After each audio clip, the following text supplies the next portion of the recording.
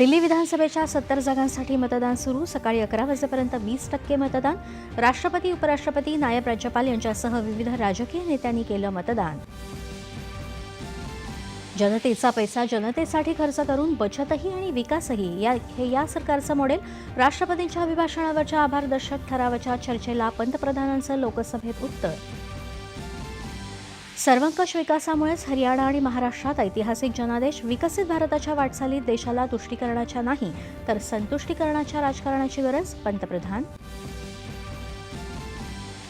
पंतप्रधान नरेंद्र मोदी यांनी प्रयागराज इथल्या कुंभमेळ्यात संगमावर केलं पवित्र स्नान आणि पूजा अर्चना.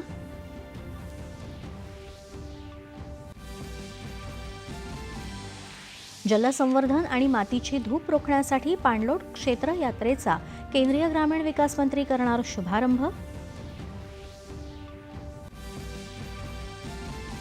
भारत चीन सीमारेषेबद्दल विरोधी पक्षनेते राहुल गांधी यांच्या वक्तव्याचं खंडन करत राष्ट्रहिताबाबत बेजबाबदार राजकारण करत असल्याची संरक्षण मंत्री राजनाथ सिंह यांची टीका.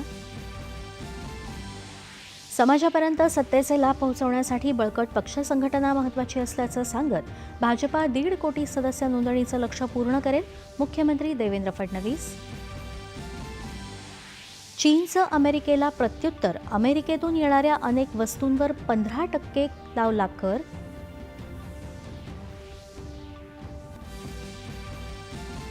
आणि उत्तराखंडमध्ये सुरू असलेल्या 38व्या राष्ट्रीय क्रीडा स्पर्धेत महाराष्ट्राची 16 सुवर्ण पदकांसह 78 पदकांची कमाई.